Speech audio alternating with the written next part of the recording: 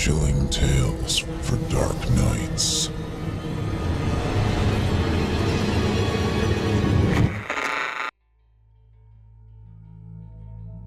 Prologue. No one knows where it comes from. Madeline Rappaport sat at an ivory-white bench playing a matching Kei baby grand piano. This afternoon was unique, as she found an hour or two with her family's entire mansion all to herself. She could play piano, and she could play it as loud as she wished. On this day, she finished a brand new original piece. In her mere 13 years on planet Earth, she had amassed a treasure chest of talent that would have taken decades for even the most gifted players or composers to discover. Her first time playing this piece in its entirety, Madeline was just as much the audience as she was the performer. A glorious melody was placed around the core of the music like a lifelong jeweler would perfectly press diamonds onto a timeless ring. Madeline smiled. She presented a range of dynamic volume and texture throughout the piece, as if capturing all of the light and shadow on an alpine evening. Arpeggios intricately waved up and down 88 keys, her hands overlapping one another with an equal force of nature as dolphins dancing and leaping through and above water. Soon, within Madeline's mind, the binary black and white piano keys dissolved into a swirling, iridescent wind that lifted any sorrow or worry from the world. Her brown eyes softened and unfocused from the handwritten sheet music, turning up toward a nearby window. Her brain would have noticed a sunny front yard, affixed with poplar and pine trees, and a few scattered, chattering squirrels. Her eyesight was all but turned off, though. The visions within her brain were beautifully lost in music, and even a placid scene outside would prove ugly against the product of her imagination. "Keep going," a voice within her, which sounded like her, softly encouraged. Madeline kept on, obeying the friendly order. She closed her eyes and lifted her head, breathing deeply through her nose, filling her body with air and music. "This is the greatest thing you've ever written," the kind little voice whispered within her yet again. "Almost there. Let's finish this perfectly." Madeline nodded to herself as her hands kept moving over the keyboard. She was reaching the end of the piece. The music swelled into a glorious climax, pulling several melodies together into a perfectly balanced fugue. She was no longer playing piano. She was flying. She was flying, and her airplane was the entire concept of a piano, the entire possibility of what wood and wire could be. Finally, she hit the last written chord, taking her hands away from the keys, but keeping her right foot on the damper pedal until the golden tones fully dissipated. "Good. Perfect," the encouraging voice congratulated her. Madeline smiled and ran her fingers through her long brown hair. She returned to Earth, proud of what she had accomplished. Then, another voice entered her psyche. It was a different voice, one that didn't sound like her. It sounded lower and rougher. It immediately didn't sound like a friend at all. "Again, Madeline," it barked. Madeline sat up, wondering where this was coming from. A cloud passed somewhere over the mansion, and the front yard was stained with shadow. "Play it again, Madeline." Madeline felt a bit uneasy, but then slowly started flipping the pages of her sheet music back to the start of the piece. She supposed that practice did indeed make perfect, even if she had already deemed her performance as the best she could do. Hey, she had the house to herself, and her brother and the babysitter wouldn't be home for a while longer, so why not play some more? She smiled and placed her fingers back at their starting positions. "Play it again, and if you fail, even once, or play a single wrong note, then your parents will die," the new, gravelly, angry voice in her head announced. Madeline's eyes widened. She felt an electric current sweep over her scalp and neck. "That's right, Madeline. By now, they're probably in the air. Lots of planes are crashing these days. Theirs could easily be next. It's all up to you. and how you play right now." The voice dripped with evil, as if it were holding a gun to everything Madeline loved. She began to breathe quickly and shallowly. Her hands trembled over the keys. Suddenly, all logic escaped out of the chimney of her mind. She thought she knew what she had to do. She nodded and began to play. The performance started perfectly yet again, but at about the halfway mark, Madeline began to picture her parents. She pictured them buckled into their airplane seats, her mother sleeping and her father reading a magazine. Then she saw her father turn to face out the cabin window at a terrible engine fire. Bird strike. She saw him wake up her mother, who sat up and screamed at the disaster. Madeline could see the plane dive down, spiraling toward the ground at a speed that should have killed her parents from merely the G-force alone. But no, her parents stayed conscious long enough to feel the blinding terror of approaching death. In her mind, she saw her parents crying and sweating and holding each other right before the moment of impact. Thud. Madeline froze. She had hit a wrong note. She couldn't breathe. She only stared down at her right hand, which still pressed the sour key, her failure ringing in her ears. "Your parents are dead! Dead! Burned up and dead! How could you let this happen? It's all your fault. You should kill yourself." The angry, evil voice boomed within Madeline's brain.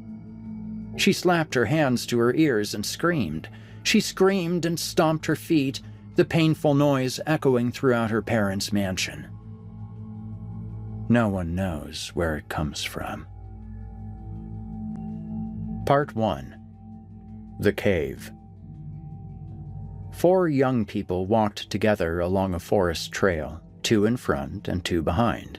The year was approaching the end of summer, a summer that proved to be unusually pyretic. The recent weeks of sweltering heat waves had finally broken into cool relief, and so casual outdoor activity could resume. Leading the walking group was Rose Blanchard and her boyfriend, Devin Walton. They were both 22, having met in their senior year of college. They snickered playfully, always enjoying each other's company. Behind them, in almost total silence, walked Madeline Rappaport and her brother Tony. Tony held a thick book under his arm, and Madeline carried a Canon EOS R7 camera, hung around her neck, awkwardly bouncing against her chest as she kept her eyes to the gravel. Tony, 11 years old, glanced over to his older sister.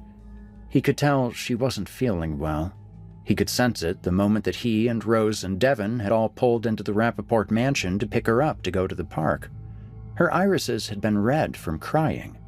She hid it well from the others, but she couldn't hide her pain from her younger brother's all-noticing eyes. "Maddie?" he whispered, trying not to alert the couple in front of them, wanting to keep the conversation between siblings. Madeline walked on, seemingly not having heard Tony. Her eyes were to the ground, twitching rapidly. Her mouth was moving as well, although she made no noise. She was counting. Madeline had spent a better part of the afternoon in unspeakable agony. Ever since she messed up her piano performance, she had borne a weight of guilt that only murderers can understand. In her mind, her parents were dead, and now they could all only wait to hear the dreadful news about their plane crash.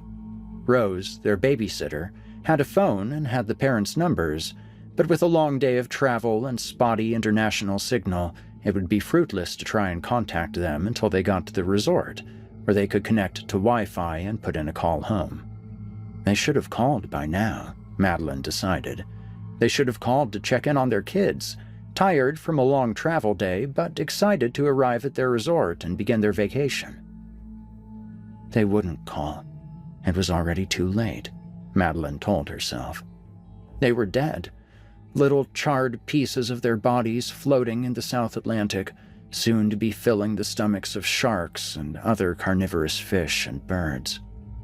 As she awaited the horrible news, Madeline did one of the only activities that could point her inflamed mind in a different direction. She counted.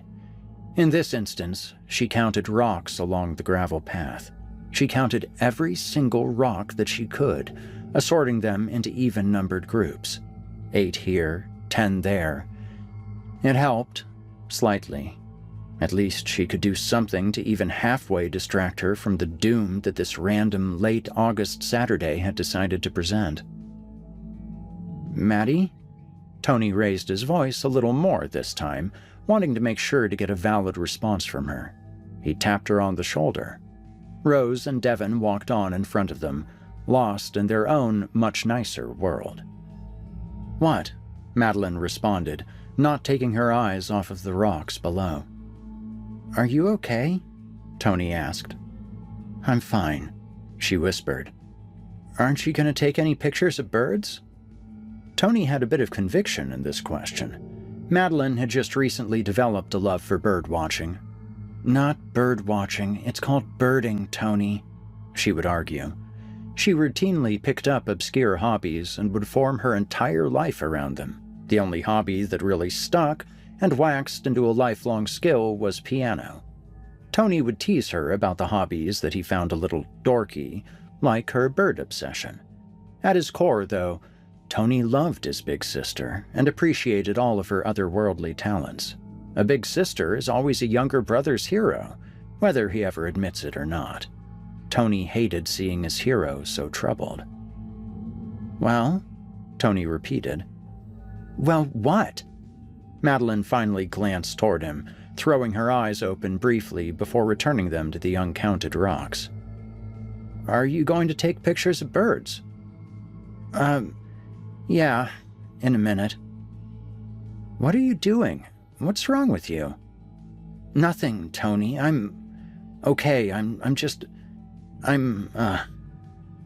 Whatever, Maddie." Tony gave up the fight and pointed his attention back ahead, the big book under his arm. "Boy, they are quiet," Devon whispered to his girlfriend as they walked on. Rose flashed her eyes back behind them. The two siblings were indeed not talking. She never wanted to be too hands-on of a babysitter. She wanted to value their privacy and their individuality. She had known the Rappaport family most of her life and had babysat Madeline and Tony for 5 years at this point. She respected them, she liked them a lot, and she knew when and when not to intervene with their wide range of moods. "Oh, they're fine, probably just missing their parents," Rose whispered back to Devon. She gave him a tiny wink and then grabbed his hand. She thought she loved him and was preparing to let it be known to him. He was only a couple inches taller than her and a bit overweight, but he had a full head of thick hair and a very handsome face. That more than justified her infatuations. Rose herself was secretly considered by her friends to be well out of Devon's league. She had auburn hair, fair, if not extensively pale skin, and dark green eyes. Her green eyes, however, had beheld Devon and had found Devon to be beautiful. That sort of crush is heavy for a young woman and extremely hard to lift. "I gotcha. Should we talk to them, though?" Devon asked, trying not to alert the children that they were being talked about. No, it's fine, really," Rose replied, before a sudden buzzing made her jolt. Within Rose's purse came the all-too-familiar vibrating of a phone call. Rose paused her walk to take out her phone and answer it. Devon stopped as well. Behind them, Tony and Madeline also noticed. Madeline froze, both outside and in. This was it. This was the acute, violent attack she had been waiting hours for. She was so scared that she couldn't even count rocks anymore. She grabbed her left forearm with her right hand and squeezed hard enough to where she could mask her trembling. Rose raised the phone to her ear. "Hello? Oh, hey guys. All right, that's great. Oh, wow, I'm jealous. No, we're good. We're here at Hidden Lake on a hike. They're good. They're walking with me and Devon. He's good. Yep, they're good too. We just all miss you. Yes, we sure will. Yes, I do have the Capital One card. Thank you again. Okay, great. We miss you. Okay, awesome. I'll talk to you again soon. Bye-bye. Rose turned to the children with a smile. That was your parents.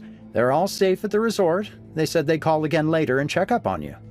Rose turned back to a smiling Devon, and then ahead to the trail yet again, restarting the hike. Okay, cool. Tony answered with a nod and began walking again as well. Madeline's mouth was slightly open, and she couldn't even blink. She felt a wave of relief that could have cooled over a volcanic eruption. They're okay? She asked up to Rose. Rose paused and turned back. Yes, sweetie, they're fine, she said with a beautifully clean smile. Did you bring that big camera just as a fashion statement? Madeline looked down to her chest. She grabbed the camera with both hands.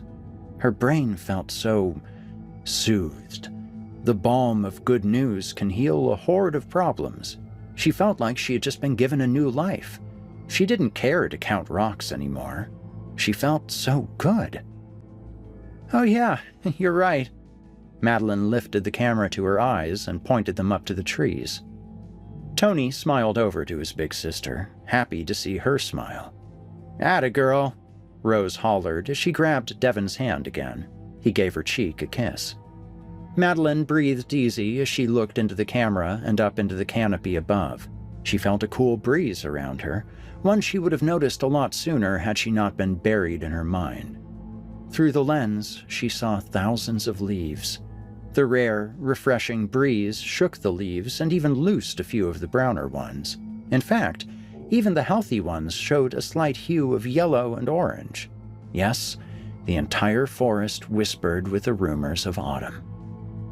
Where are you? Maddie whispered to herself. Oh, they're here. I've been hearing them this whole time, Tony said, adjusting the book under his arm, which had begun to grow heavy. Tony was scrawny, and by no means a strong boy. He looked down at it as if to question why on earth he had brought it on a hike in the first place. Madeline focused through the zoomed-in scope of the forest ether, scanning for any movement. She multitasked, able to walk the trail and look above through her camera at the same time. This worked for a few yards. Suddenly, her mechanically advanced eyesight caught a swift blur of deep ocean blue fly by way up there. She let out a short gasp, just as her right foot caught a root and she almost fell all the way down to the gravel. Crap, she exclaimed, regaining her balance and composure. You okay, clumsy? Tony chuckled. Rose and Devon also noticed and turned around. You're gonna hurt yourself if you try to walk and look through that thing at the same time, sweetie, Rose kindly remarked. Yeah, we can stop for a rest if you all want, Devon added, his brow showing a heavy layer of sweat. No, it's fine. Let's just keep going. I'm fine, Madeline sharply decided. Rose and Devon gave each other a wide-eyed look of half surprise and half humor. Tony shook his head and smiled. Madeline looked back up to the same tree she had just seen the burst of color at. Nothing was there now. She cursed herself within. You failure. A low, gritty voice that Madeline hoped to never hear again scratched at her from inside her mind. She instantly felt the hairs all over her body react. Her lungs were paralyzed. You can't even find birds. You're an absolute failure. You should kill yourself tonight when you get home. The voice barked at her like a rabid Doberman. Madeline nervously shook her head and blinked heavily. The camera shook within her frightened hands. Maddie, look, Tony said, and pointed over to the side of the trail where she was. Madeline shot her eyes over to a low branch. There, sitting wonderfully and beautifully, was a small bluish bird. It called to them. Its noise was a fun, sporadic little swizzle. It was a noise that Madeline had never heard before in person. To her, it sounded like somebody writing in cursive very quickly over a plastic notebook cover. Indigo bunting, she shouted. Everyone else stopped and looked over to where she was excitedly studying. Just as she raised the camera to get a photo, the bluish, wonderful little bird flew off, deeper into the forest off-trail. "No!" Madeline yelled. She twitched her eyes around deeper in the woods and found the bird again, resting on a higher branch just dozens of feet away from them. "Go get it, champ," Devon encouraged. "Yeah, just be careful, Maddie," Rose added. "We'll be right here waiting." Madeline shook her head quickly up and down at them, her eyes wide and desperate. She took off into the woods. "What are we supposed to do until she gets back?" Tony asked, with less of an annoyance and more of a genuine curiosity. "You, my friend, are going to tell me what that gigantic book under your arm is." Devon smiled and pointed a fleshy finger. "Oh yeah, this is for summer reading. I don't know, I haven't started it yet." Tony shrugged. "Isn't school like starting the week after next?" Rose added with raised eyebrow. "Yeah, I'll finish it by then," he said, unconvincingly. "What is it?" Devon asked, reaching out a hand. Tony gave him the mighty book. "Oh, no way they're still making you all read this. Is this for Mr. Gardner's history class?" Devon asked with a laugh. "Yep," Tony responded. "Wait, what is it?" Rose asked for the book from Devon. "Ew, what? Unusual war crimes? That's disgusting." "Oh, babe, this book is gnarly," Devon snarled with a playful evil. "Is it really?" Tony perked up. "Oh yeah, dude. You gotta start with the chapter about the long-eared bear. It is insane." Devon took the book back from Rose and started flipping through it until he came to a spot near the end. "Yep, that's it. You gotta start there. That thing still haunts me to this day, dude." "Devon, your nose?" Rose remarked, pointing at Devon's face. A small red flow poured out of his left nostril. "Oh, crap. Oops," he said, half embarrassed. He would often get nosebleeds, nothing to be concerned with, according to the doctor, but an inconvenience nevertheless. Rose reached in her purse and took out a napkin and blotted it under Devon's nose and around his mouth. Tony just watched, having been used to the occasional bleeding from Devon. "I'll read that chapter tonight, Devon."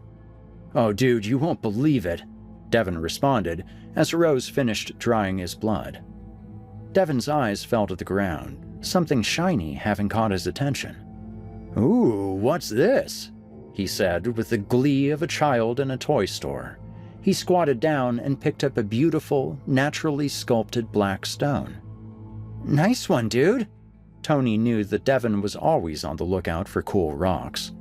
"You can put it in my purse, babe," Rose suggested. "Thanks." Devon turned the stone in his hand a moment longer, and then gave it to Rose, who tucked it into her white leather bag. Tony looked back into the forest toward where Madeline had gone. "She's fine, Tony. Let's just give her some space. I can tell she's a little off today and she probably needs a little alone time," Rose said with a nod. Madeline Rappaport stood at the mouth of a cave. She had tracked the indigo bunting hundreds of yards through the forest, ducking under branches and collecting several cuts from thorns and stinging nettle. The elusive bird kept evading her focused lens, sensing that it was being stalked by a potential predator. The cicadas of the late summer screamed in the trees around Madeline, but were all but mute against the incessant roaring of her inflamed thoughts. That low, serrated voice had kept telling her she was a failure, and told her that she should kill herself tonight when they got home. It told her that she had strange, violent sexual impulses toward Devon and towards Rose, and it also told her that she needed to murder her brother Tony. If she could only capture this indigo bunting on camera, then maybe the voice would cease those torments. She had followed the bird past the property line of the state park and across a railroad track, where she carefully climbed up the pale gravel and over the iron and wood, avoiding sharp debris. She ignored a sign at the tree line that read, "Private, stay out," and kept on trudging. Now, she was here, staring into a natural cavity in one of the countless bluffs in the area. Minutes before, she had seen the indigo bunting fly directly into the darkness. A moment later, she had heard what sounded like the bird in utter distress, a brief, desperate alarm before nothing more. Something about this cave intoxicated Madeline. To the sides of the mouth were the various vandalizations of graffiti, ranging from rude quips to unintelligible gang symbols.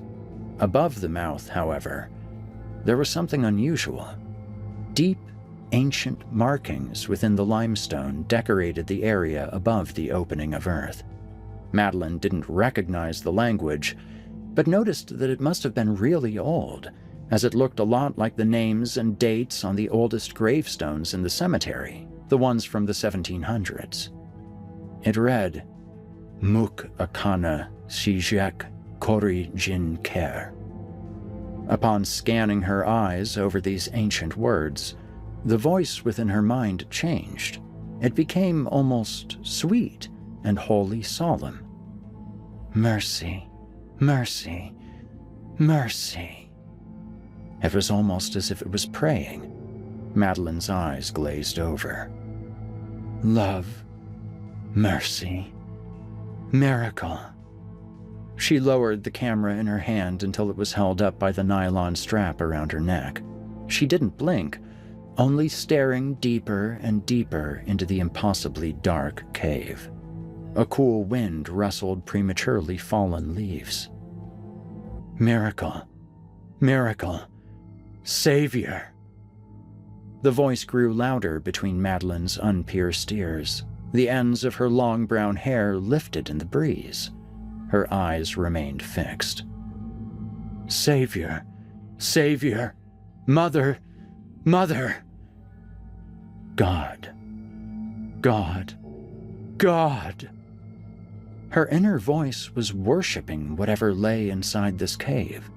Madeline, entranced, began slowly walking up to and inside the mouth, passing by a neat pile of colorful rocks just at the edge. She walked over dirt and stone until the last lights from the outside world no longer reached. Madeline had disassociated, as she tended to do when extremely overwhelmed. She never blinked.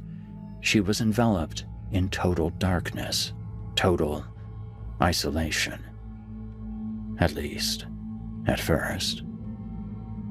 Slop, slop, slop, slop. A sound like a soaked mop slapping a wood floor sloshed out through the cave. Madeline slowly turned her head left and right. It was coming from her left, far off in a tenebrous corner of this great hole. Still in a heavy daze, she lifted the camera to her eyes.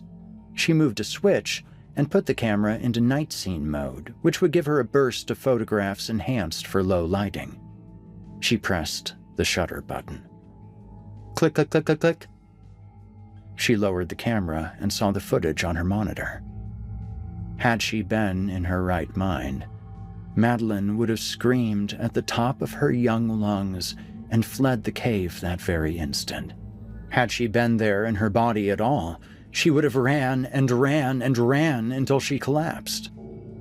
The series of photographs showed something large, hunched over what appeared to be a dead deer or a dead cow. Whatever it was reaching gangly, twisted arms into the carcass and pulling out the suet of the animal, rubbing handfuls of the globules of fat over its deeply porous skin. The final photograph showed the big creature turning and looking directly into the camera, with vertical, yellow eyes thrown open in surprise. Madeline didn't react at all.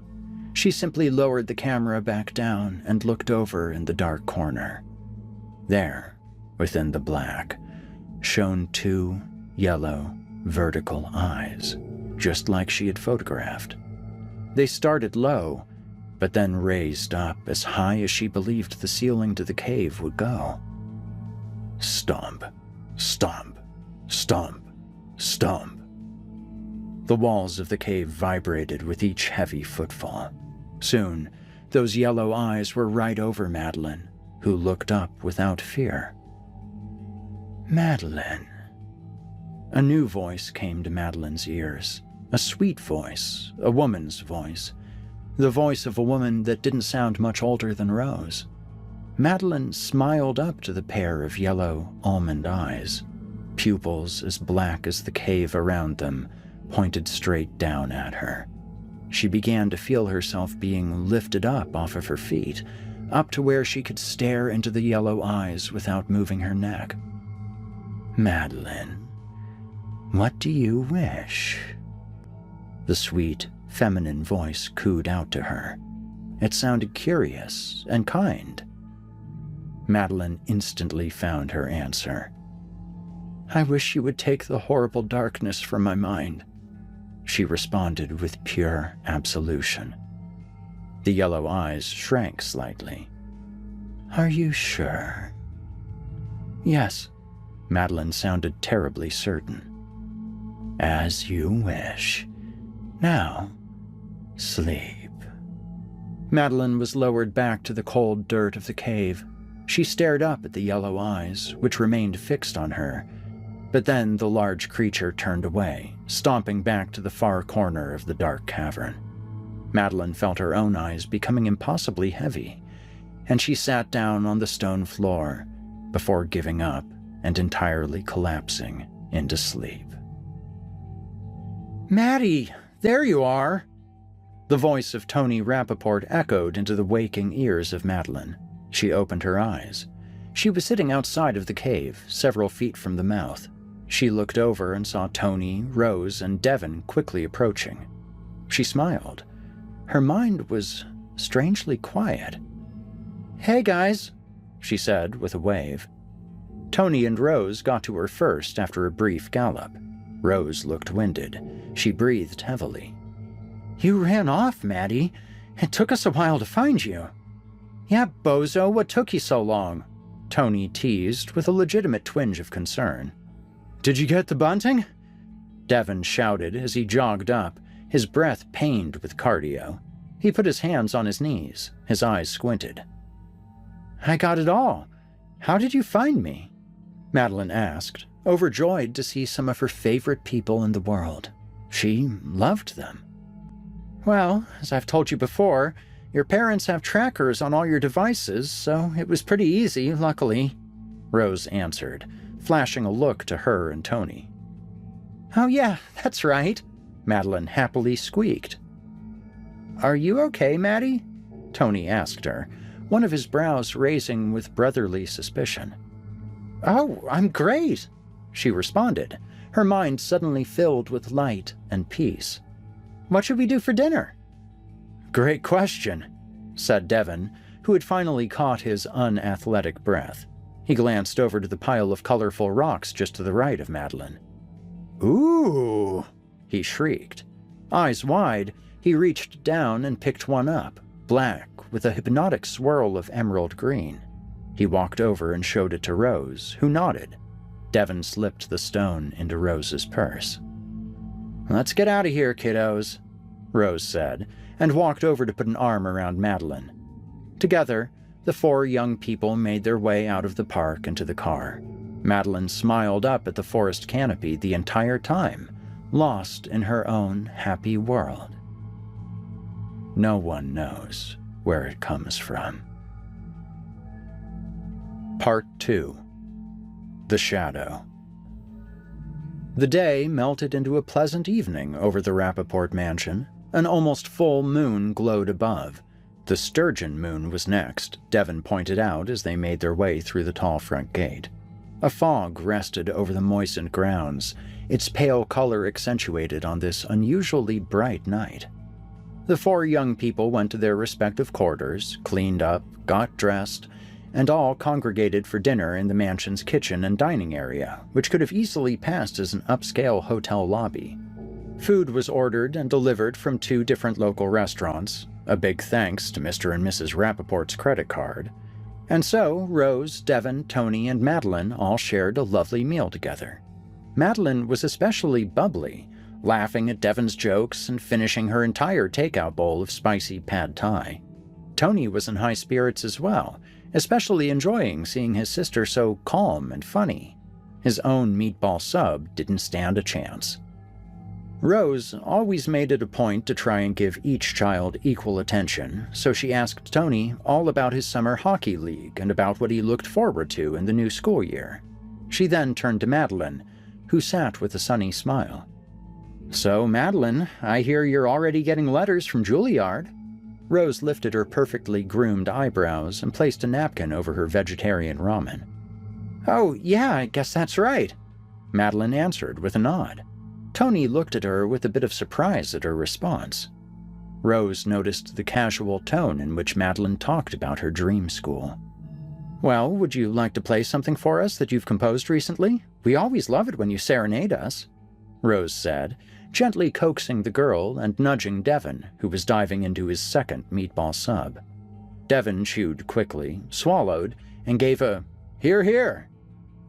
Madeline paused and looked down at the large mahogany table.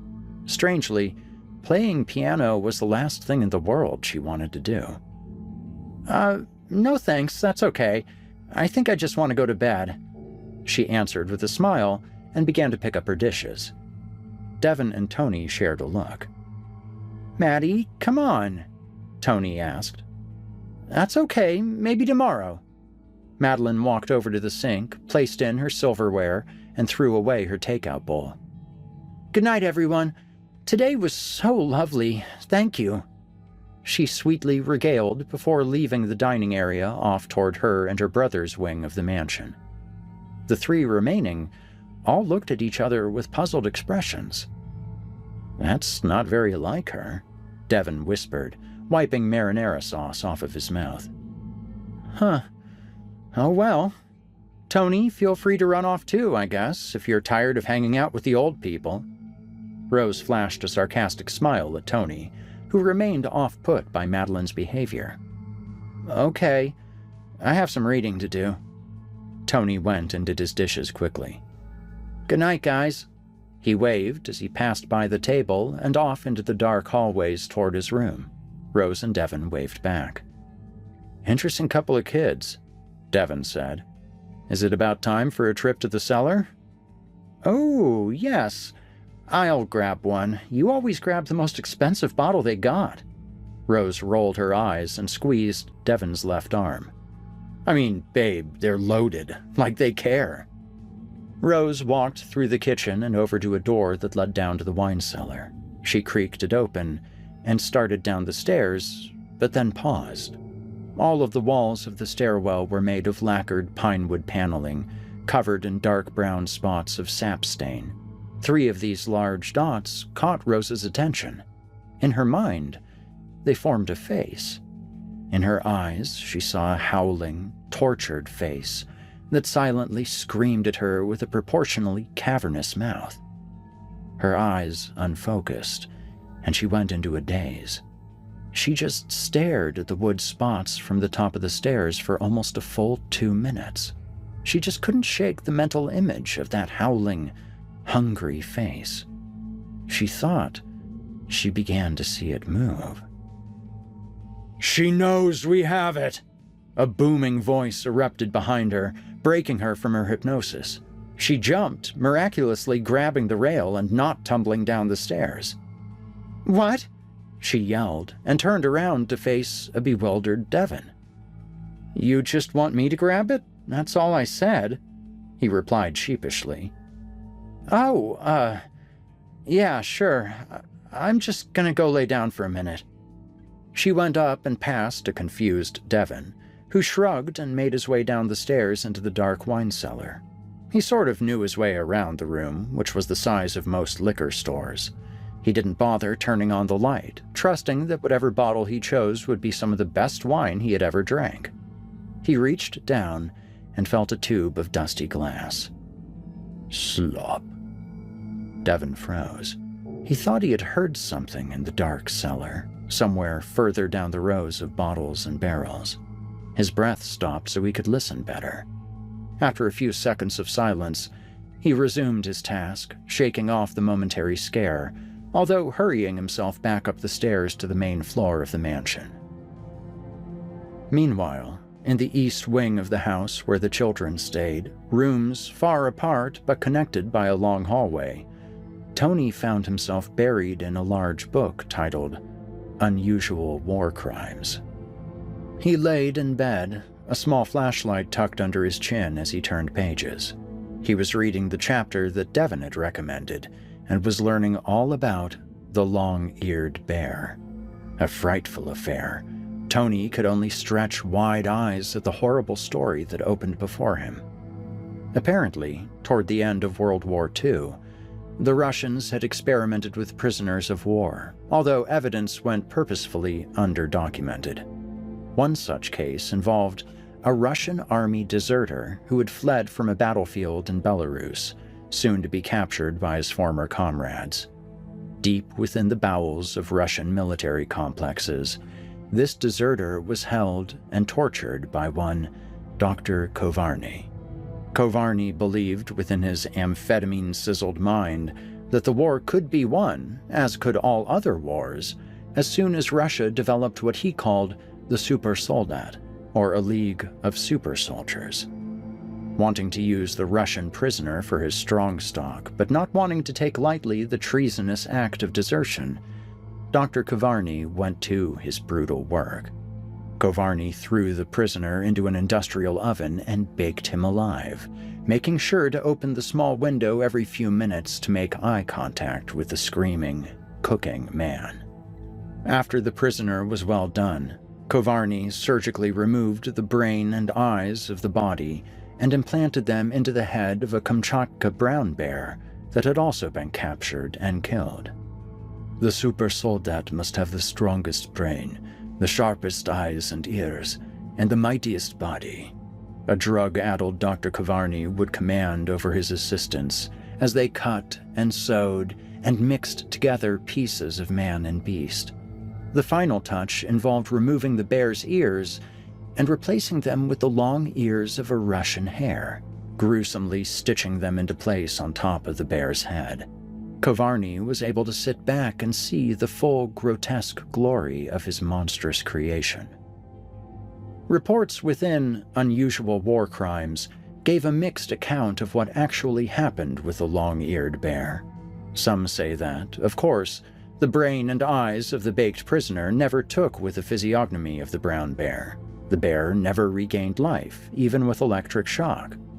Other, more obscure findings of the experiment told a different story.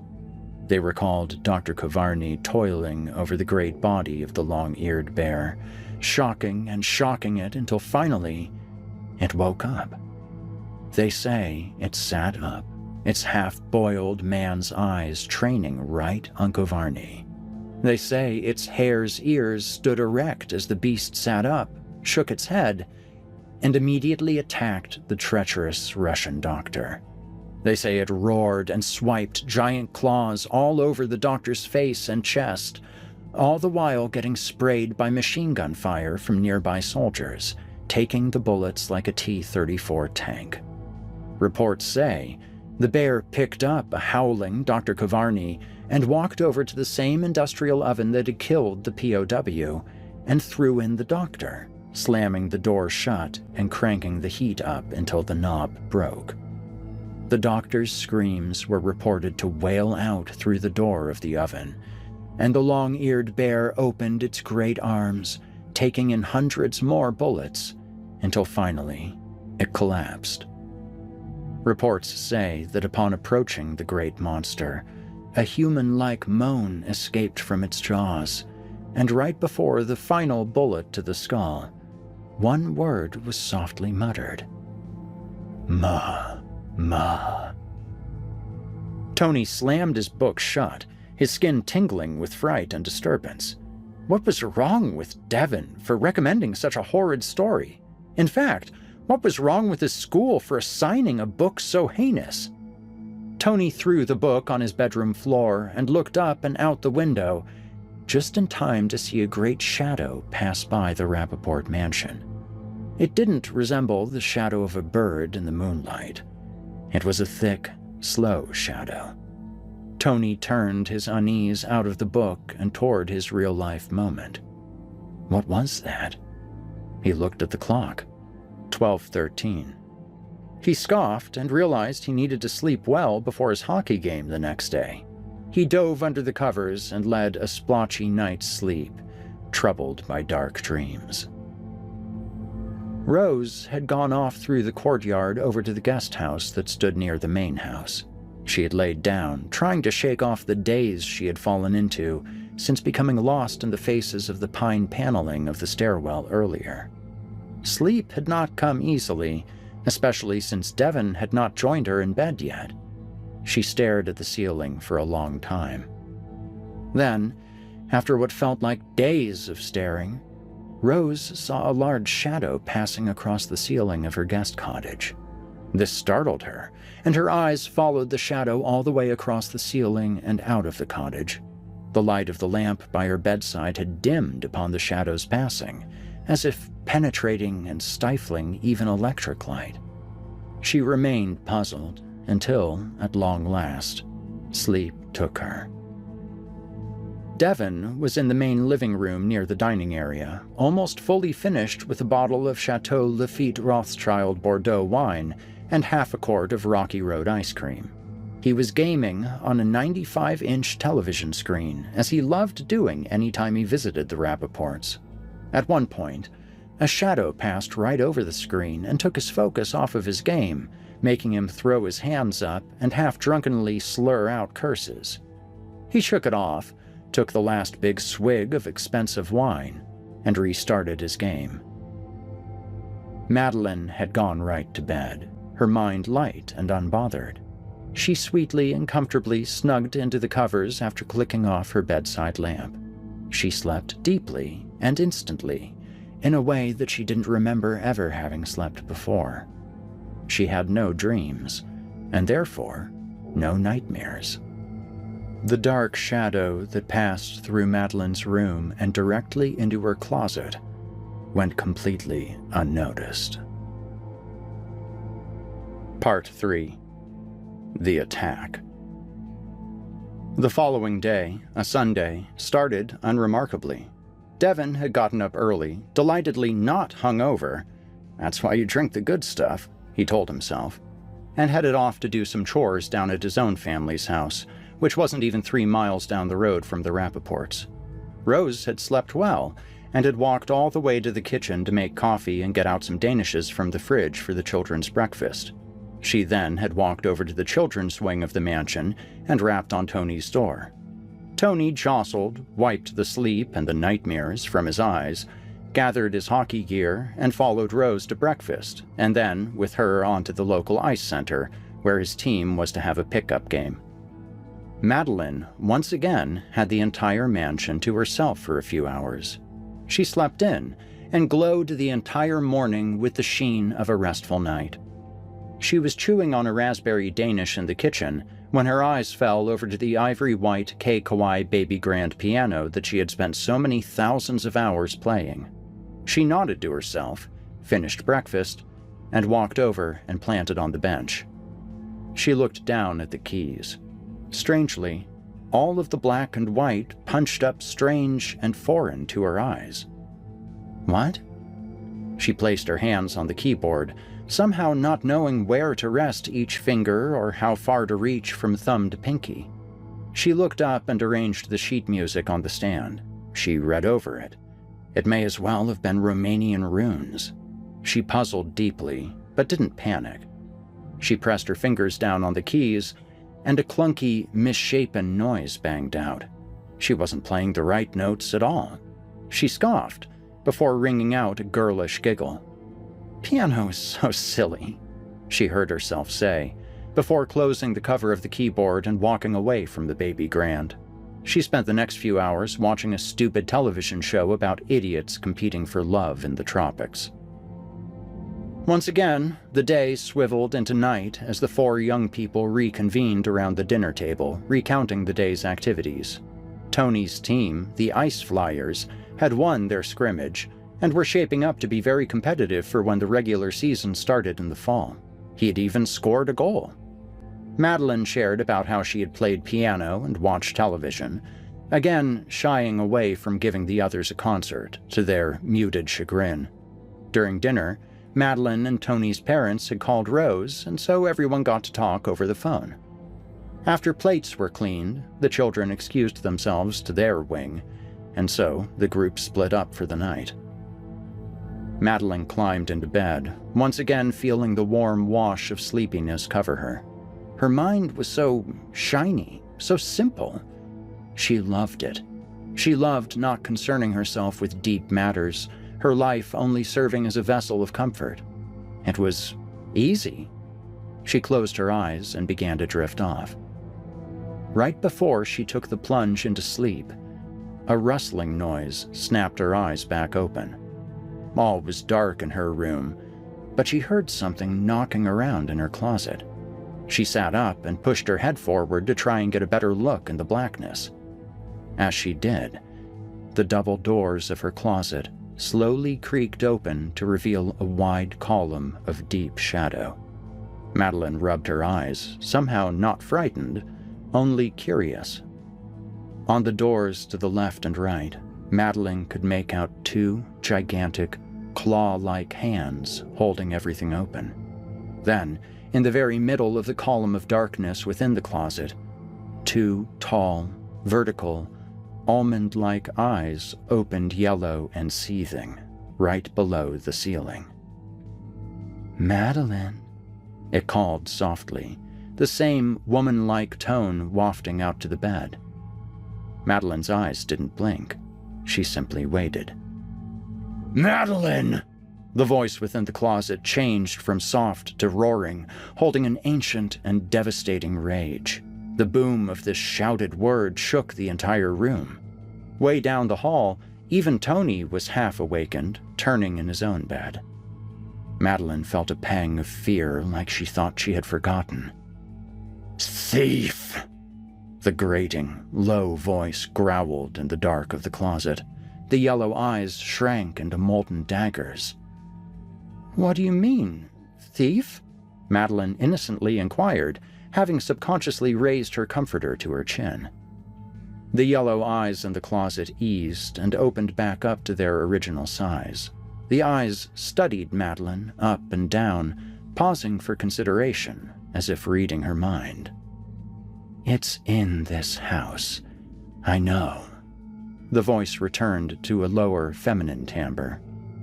"I will find it, and I will take back much more than was stolen." Madeline turned her face in confusion, keeping the covers under her face. "But first," the voice said with a teasing tone.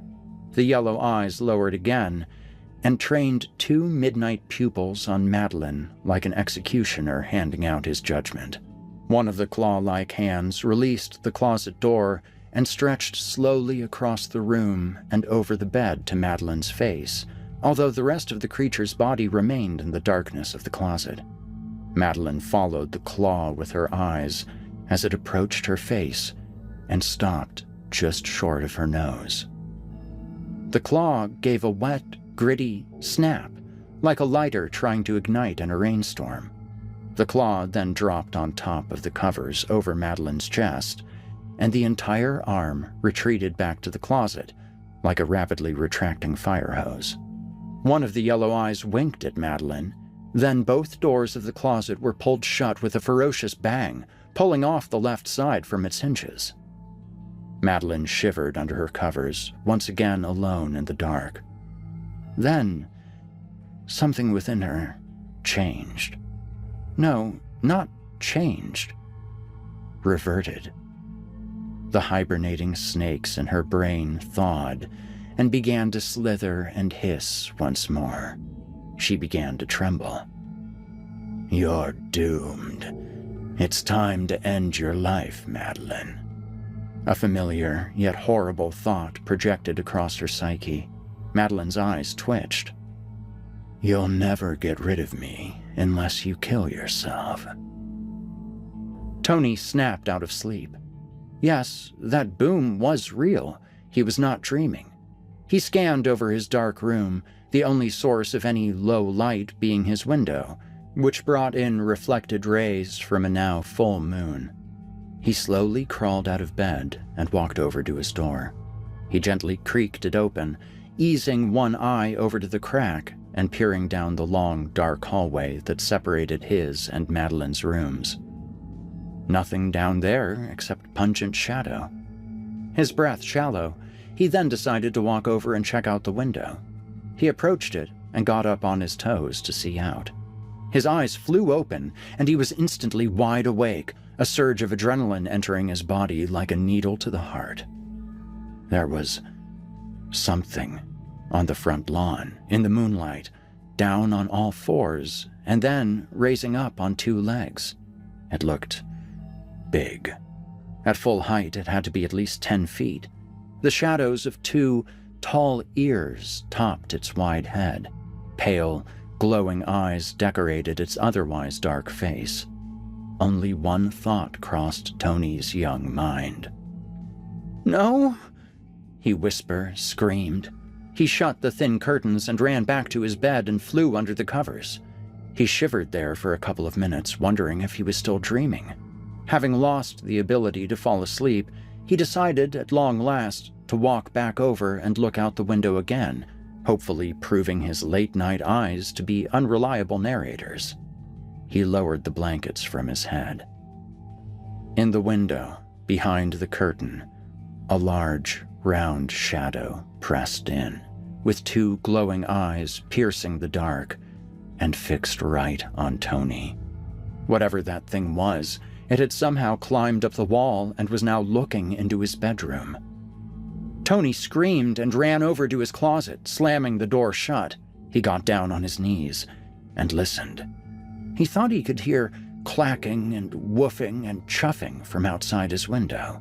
Then, all went silent. Tony remained in the dark of his closet, breathing rapidly and not blinking for what seemed like hours. Then, he heard his bedroom door being roughly opened. He gasped and threw himself to the back wall of the closet. Ouch! He felt himself hit his hockey gear that he had packed away earlier. The stick. He grabbed the stick and placed it against the closet door under the back of a knob to help keep it closed. He held both hands against it and pressed tight. Heavy footsteps boomed across his bedroom, and then he heard a sharp swipe on his closet door. He heard baying and growling. Another swipe. Tony's mind scrambled. He looked around the dark of the closet, trying to remember if there was anything in here that he could use to defend himself. His skates. The blade of his hockey skates. He kept one arm on the stick against the back of the door and reached the other hand back and grabbed one of his sharp-bladed skates. He put his whole hand into it, ignoring the smell of the recent game, and wielded it like a dagger. His heart raced. He needed to summon some bravery. Madeline. He had to protect Madeline and the others from whatever this thing was. He shuddered a quick nod to himself and waited for this thing to make a move. Then, he heard the strangest noise he would ever hear in his life. Ma. Ma. A low, heavy voice called out from the other side of the closet door. Tony paused. The entire door ripped open, decimating it and even taking and snapping the hockey stick. Tony fell back. There, in his room, on two legs now, stood a large, strange bear in the full moonlight. Stitched-on, long ears stood tall, and its jaw hung open as if dislocated. Two half-boiled white eyes glowed down, pinpointing Tony. It raised a fleshy, razor-clawed paw. For Madeline, for the others, for his family's home. Tony got up and raged over to the beast and sliced his hockey skate across its face, catching it on its upper lip and severing through its nose, popping an eyeball like an over-easy egg, and removing one of its long ears. The bear roared in pain, bringing up a paw to its mutilated face. Tony raised his skate once again to attack. The bear roared an embarrassed, cowardly warning, keeping a paw to its sliced eye, and lowered down. It galloped out of Tony's room on three legs, whining out a moan like a midnight train whistle. Tony felt a surge of pride in the moonlight of his bedroom, the floor scattered with pieces of his closet door. He walked over and looked down the hallway to see the giant bear turn and head toward the living room. He had to go wake up Madeline, and they had to get out of this house. Madeline sat in bed, squirming with tormented thoughts. They were back, and they were more horrible than ever. She held the heels of her palms to her cheeks and squeezed her skull. She felt her heartbeat throb in her temples. "Tonight is the night you must kill yourself. You will never get rid of this. You have to murder the others. Go to the kitchen and find the knives. You know what drawer they're in. Kill Devin first. He's playing video games and won't see you coming.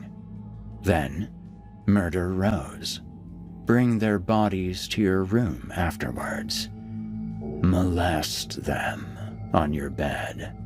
Then, slice them up and play with them. Cover yourself with their organs and dance. Dance! Then, Tony can hear and come to your room.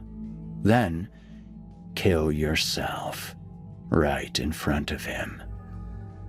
Madeline screamed and pounded fists against her inflamed head. Meanwhile, Devin sat in the living room on the big sectional couch and played video games. He had finished a bottle of wine with Rose earlier, and they had a pretty great makeout session, at least until Devin's nose erupted with blood and it spilled down to Rose's shirt. She was usually more patient with his condition, but this time was completely turned off. He apologized, but also scoffed, telling her that he can't help it, and that if anything, it helped him understand what she went through with her body every few weeks. That did not go over well, and so Rose stormed off to the guest cottage, leaving Devin to his wine and video games. He played, not doing so well, until a shaking sound from behind caught his attention. He paused the game and took off his headset, throwing his eyes back to the hallway that led to the children's wing. A gallop of several large feet boomed and banged over the floorboards, growing nearer and nearer to the entrance of the living room there in the dark. Devin could hear a roar like a grizzly bear, a hungry, devilish roar. It got closer and closer. Devin wiped his eyes, not believing what he was perceiving. Just when the sound approached the living room as close as it could, it stopped. Someone exited the hallway and slowly turned to face Devin, who had now stood up from the couch, throwing down his controller. It wasn't a nightmare beast. It wasn't an animal. "Rose?" Devin asked, full of fear. Rose stood there at the mouth of the hallway in the almost full dark. Devin recognized her silver-lined silhouette.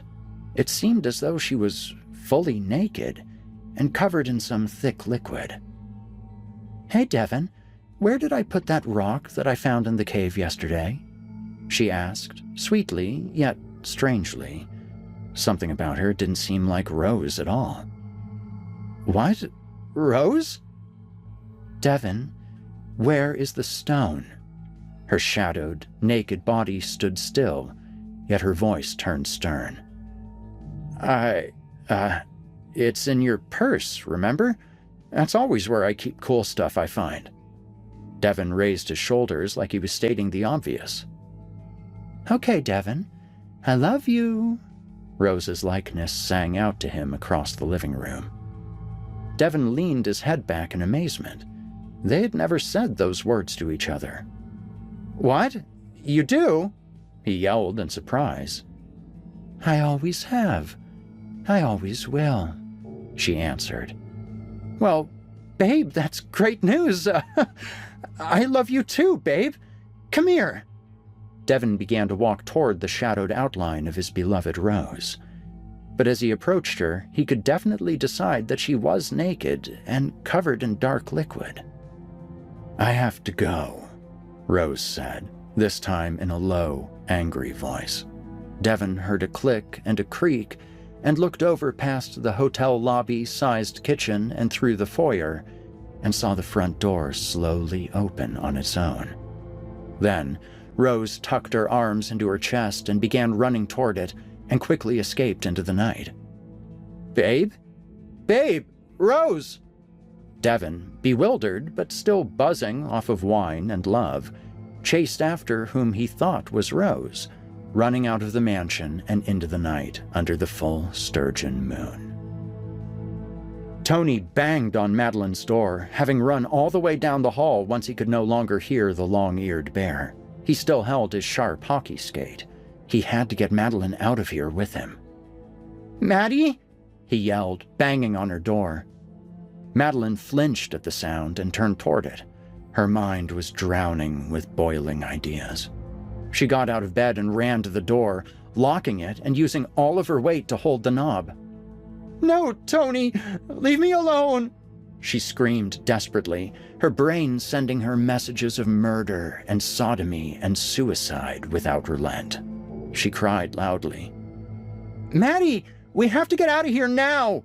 Tony banged on the door with his fists. "No, Tony, you don't know what I'm capable of. I'm crazy, Tony. I'm gonna go to hell." "What are you talking about, Maddie? You're not crazy. We gotta get out of here now. It's not safe." "You're not safe with me, Tony. I don't want to hurt you." Madeline half screamed, half sobbed, painful tears running down her face in the dark. "You could never hurt me, Maddie. We have to get out of here and then we can find you some help," Tony yelped, feeling his own tears welling up and then spilling down his cheeks. "Tony, if I snap and try to hurt you, you have to promise that you'll kill me before I kill you," Madeline screamed through the door. Tony couldn't believe what he was hearing. He took furiously quick breaths. "You have to promise me, Tony. Promise!" "Fine, Maddie. I have my hockey skate here with me. I just fought off a bear with it. And if you try to hurt me, then I'll have to kill you." He couldn't understand the words coming from his mouth. He tasted salt from his tears. Madeline also sobbed, and then unlocked and opened the door. Her terrible thoughts waned for a moment, enough for her to show some semblance of herself. "Tony!"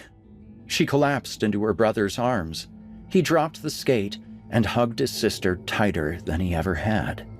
They both cried together. "You're not crazy, Maddie. I know you. You're my hero. You just need some help, Maddie. Even heroes need help." She had never heard Tony call her his hero.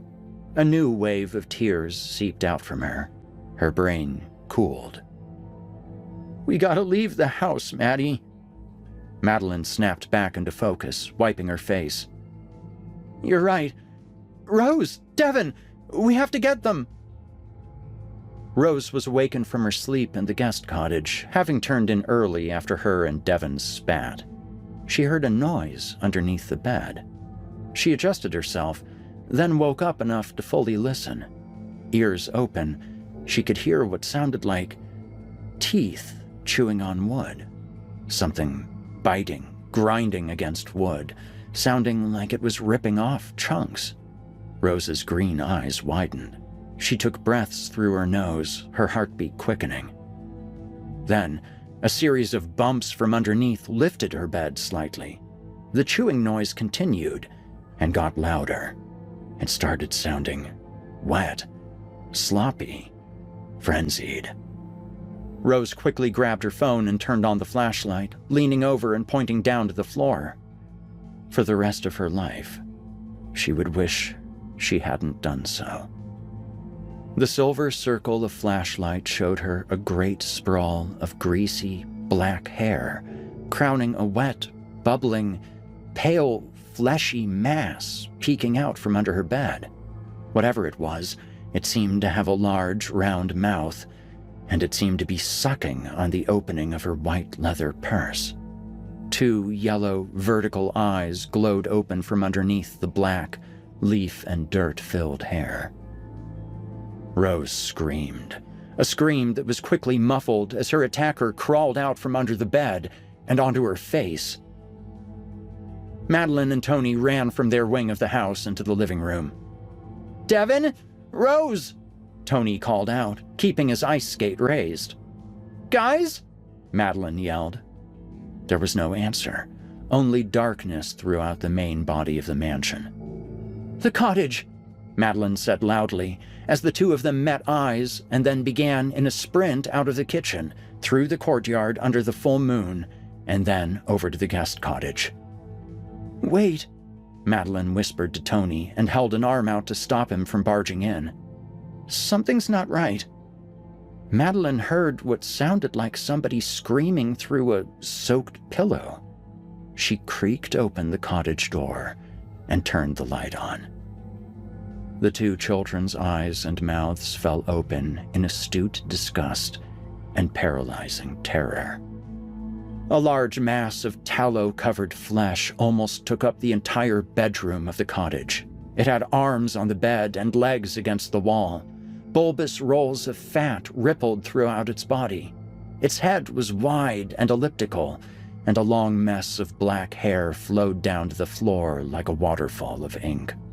It had Rose pinned to her pillow, stretching a mouth around her face, looking like its lips could split at any moment. Two yellow eyes adorned its face right above the straining mouth.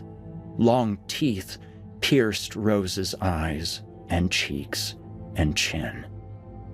Tony looked and saw clusters of holes in the loose, greasy skin of its back and sides, with small, crustacean-like creatures burrowed in deep like barnacles, their little claws and antennae showing within the inflamed rims of the cavities. Rose's arms were held down to the bed by pinchers that grew out of where the monster's ears would be. She writhed in agony underneath her muffled scream, covered by the creature's stretched, putrid mouth. Tony also screamed. Madeline took it all in. This was her fault. Maybe the voice within her was right about one thing. She needed to be the one to die, not Tony. This was all her fault. She was better off dead after all of this. "Tony, give me the skate." "What?" "Hand me the skate, Tony. This is all my fault, and I have to fight it." She held out her hand.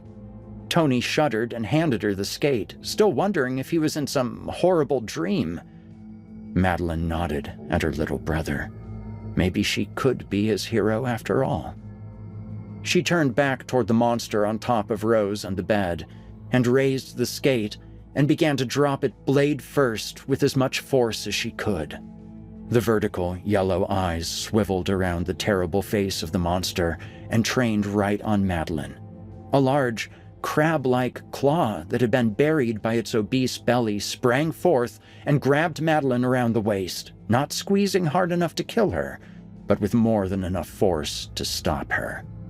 Rose kept on screaming within the monster's mouth, the sound stifled, but growing ever insane with pain and horror.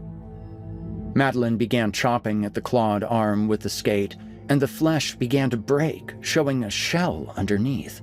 After a few good strikes, the claw fell off entirely. Tony, standing behind Madeline with hands to his screaming mouth, could only watch his hero in terror and wonder. "Get out!" Madeline screamed. The monster howled in pain, its lips and teeth still covering Rose's face. Rose stopped her screaming and went still, just as the creature bit deeply into her cheeks, eyes, and forehead, causing a wet crunch.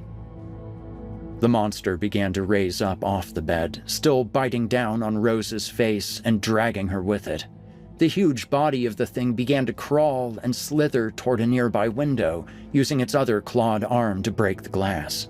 It began to seep out of the cottage bedroom until Rose's horizontally held body caught the walls around the window. Two more claws came forth out of some disgusting recess of the creature's torso and snapped Rose's spine in half, folding her body up, slamming it like a hated book. The creature spilled out of the window with Rose's body and off into the night. Madeline dropped the skate. The severed claw on the floor twitched to life and crawled toward and out the window after the rest of its body. Tony grabbed her from behind, and they both sobbed and screamed. No one knows where it comes from. Epilogue. The body of Rose Blanchard was found on private property near Hidden Lake State Park after police were led there by the tip of Madeline Rappaport.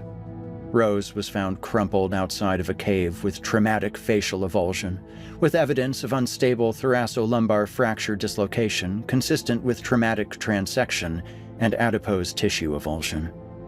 In other words, her face was eaten off and her spine was snapped in half. She also had cuts deep into her stomach and buttocks, where her fat was forcibly removed. She was also found with the DNA in blood of her boyfriend, Devin Walton. After authorities were notified by two horribly upset children at the Rappaport mansion, a patrol was sent to the premises, but was met beforehand by Devin Walton, who was running alongside the road in the dark. He was stopped and questioned, but kept repeating that he was looking for Rose. He seemed shaken. A second patrol car took him in and down to the station for further questioning, held until DNA evidence had him convicted as the murderer. The police had notified Mr. and Mrs. Rappaport of the crime almost as soon as the children had called. They chartered a private jet and were home well before morning. They pulled up to the house to blue lights whirring, and their two children huddled under shock blankets, surrounded by officials. Tony and Madeline sprinted toward them, shedding their covers. "I need help! I need so much help!" Madeline buried her face on her mother's shoulder and wept. Tony also took into his father's arms, sobbing. In the weeks and months that followed that horrific night, Madeline and Tony Rappaport got the help they needed. Tony was able to go back to school much sooner than his sister. Madeline found a wonderful team of doctors and therapists that could help her manage her mental condition. Sitting on a couch in a cozy room, Madeline did what she did best. She learned. She learned that she was not crazy. She learned that what she had was actually common and manageable. She learned that everybody got these strange, intrusive thoughts from time to time. She learned that these thoughts don't come from her and should not even be considered or engaged with. She learned that she had to let these thoughts in and through her and not fight them. She learned that a happy life was still possible, even with all she had been through.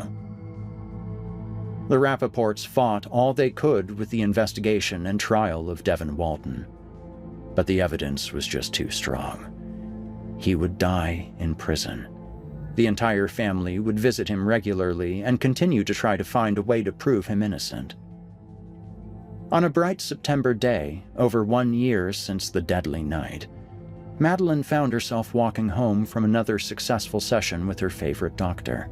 The afternoon rays fell through the turning leaves and scattered, dappled into 1,000 sundrops on the sidewalk. Madeline smiled. She felt like that too, a golden light, just broken up into pieces. A dark bluish blur whirred past her periphery. She gasped and shot eyes up to a branch. An indigo bunting sat, turning its beautiful little head straight toward Madeline. She reached into her book bag and pulled up her camera, quickly training and focusing the lens before taking the photo. She smiled down at the footage before looking back up and thanking the bird as it flew away. When she got home, she was surprised by a pancake meal prepared by her parents. Tony joined in too, and together they all enjoyed a delicious breakfast at dinner. Madeline got emotionally joyful at one point, tears watering the rims of her eyes as she giggled down at the simple beauty of blueberry pancakes with her family. Later that evening, she sat down at the piano and started in on a new piece, one that Juilliard had asked her to compose for one of their youth programs. It was going perfectly, perhaps the greatest thing she had ever written, until about halfway through, when she messed up a note. You'll never get rid of me, you failure. Not until you really snap and kill yourself. A horrible voice barked at her within her brain. Madeline didn't pay it any mind. She just kept on playing right where she left off, smiling and getting lost in her own music. No one knows where it comes from. However, lots of people are able to live wonderful lives in spite of it.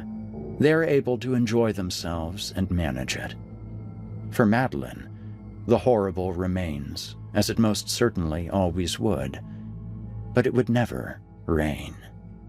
Never again.